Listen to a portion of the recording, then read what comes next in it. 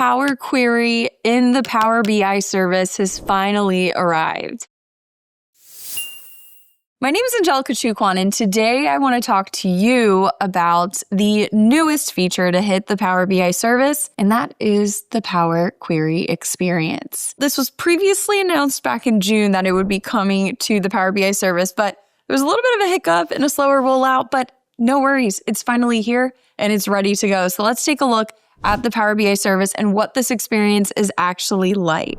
Here from a workspace in Power BI at app.powerbi.com, I have a few reports and semantic models in here.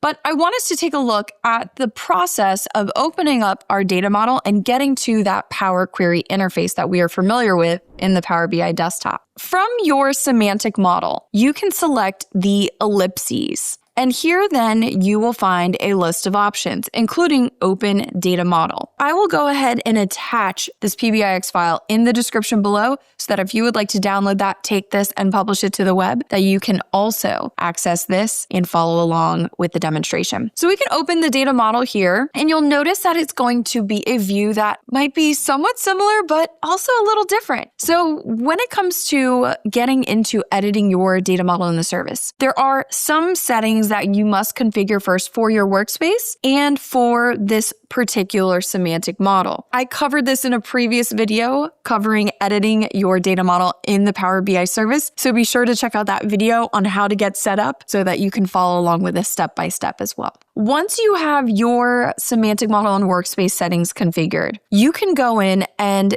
change the viewing mode to edit mode. Currently, it's in viewing mode, which is great that it starts out at this view now, as opposed to starting out in edit mode, and then you might accidentally make some changes to your model. We first need to convert it to that edit mode, which you can do in the top right corner here from your model in the service. So go ahead and hit that drop down and then select editing to make some changes. Now, what's nice about this is this also will let us look at version history as we start to go through and make changes to that semantic model. If I wanted to add additional data sources to this particular model that I'm using to build out my new report with, we can select that Get Data button. And in just a moment, it'll take a few seconds here to load. We'll see a list of common data source connectors, some of the favorite ones that you're used to using or most frequently using. And if you don't see the one you need, you can search or click View More, and you'll see an additional list of lots and lots of data source options available. Now you can go to those there and you could browse by the different types as well. The recent section would show you any recent ones as well that you had clicked into.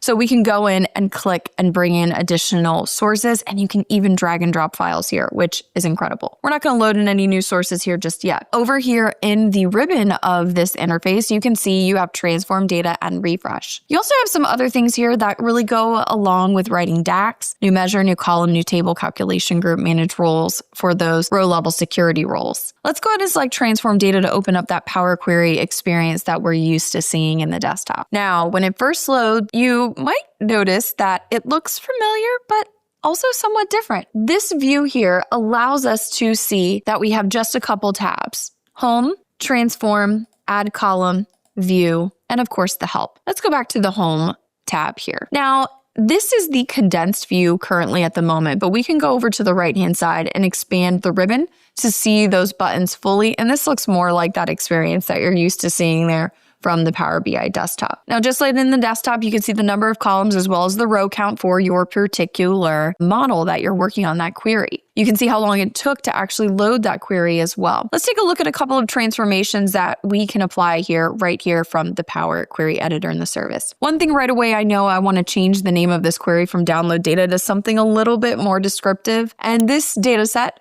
you may be familiar with if you've worked with us before, is the failed banks data set.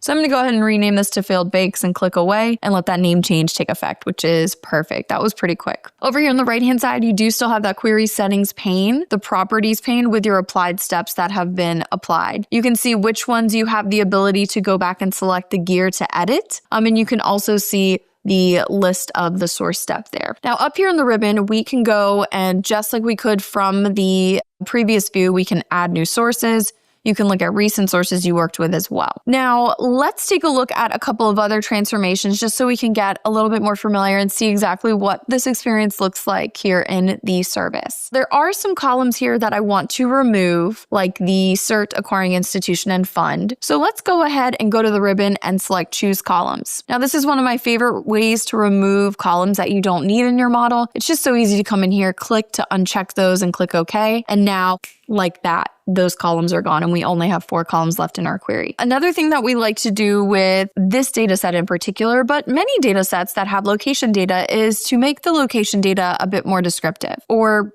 a bit more accurate for when it comes to using these fields in maps and map visuals in Power BI. So we have the city and state columns separate here. And while those are both very helpful, it would be more beneficial to me, to my report, when I'm creating Power BI map visuals, if we combine the city state column and use that in the location field of our Power BI report. So we can go about adding a new column a couple of ways. Now I'm going to go to that add column tab at the top. Now we could do a custom column here, but column from examples is such a neat feature. So let's take a look at this one just in case you've never seen it before. Right here from the column from examples view, I can type a sample value, and the sample value I'm going to type is Santa Ana, Texas. Now I'm going to type this exactly as I want to see it, and I'm going to type out Santa Ana, comma, space, TX for the state abbreviation of Texas. And when I do and I click enter, you're going to see that it should, without a problem, generate a new column with that combined city-state data for us there. So I'm going to go and double click here, and now I'm going to type out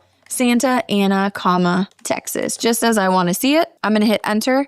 And just like that, it took a moment there, but it's generated those combined city-states for every single row. This is great. Now, the other thing we'd want to do is rename the column here from merged, which is kind of the form of transformation that was applied here. And if we open up the editor or the choose column step in just a little bit, we'll see the code written in the background was really a code to merge the city and state column together. So I'm going to call this my city-state column now. I'm going to click away to apply that title. And then we can click OK. It should take that name change. Oh, it looks like it didn't save there. I probably moved too quick to get that to stay. You can rename it here. It's just going to add an additional step. Or if we wanted to, we could probably go back into this step here. Yeah, and I can edit this step. So we can get rid of that rename column step. And then I can go to my merge column, hit that gear icon, and I can change the name here. It should take the name a little bit better here since we have to click OK. But as you can see, it is a web-based experience. So sometimes there's a little bit of a lag, just like when I tried to rename that merge column. Let's go ahead and click save just to apply some of these changes and take a look at this query now and how it has changed. This allows other users who, not have access to the Power BI desktop just yet to be able to create new semantic models and to get away from having to download a file, go back to the desktop, make those changes in the desktop version, and then republish up to the Power BI service. We can see that our semantic model has changed. We have fewer columns here now, and all of those changes have taken effect, which is great. Now, if I go back to transform data to open the Power Query editor again, when we open this, you can see there's a couple of things over here on the bottom right. You can see the step list here. You can see the diagram view, which this experience is more similar to what you would find kind of in that data flow fabric experience here, but you can see those steps that have been applied to this particular query. Now, if we had other queries that we were looking at, we could go and explore those as well and see those here. And I could go in, of course, here and click this plus sign to begin adding to my query now and making some changes. You can also see there's ways to go about and modify that query here, appending, merging, as well as deleting and renaming this query experience. We can click save here, and then we can click away back into our semantic model. This experience has been long overdue, and I don't know about you, but I'm really excited that it's finally here in the Power BI service. If you're new to Power BI and you're still trying to learn these Power Query transformations, what they are, how to use Power Query in general, then definitely check out some of our courses on our on-demand learning platform that you can access with a subscription, like our Advanced Power BI, as well as our Advanced Data Shaping and Power BI courses to get a little bit more focus and a little bit more understanding and training of how to use Power Query, not just in the desktop, but those skills and those steps, the understanding will apply to the Power Query on the web experience as well. That's all for this video. I hope you enjoyed it, and I hope to see you in the next one.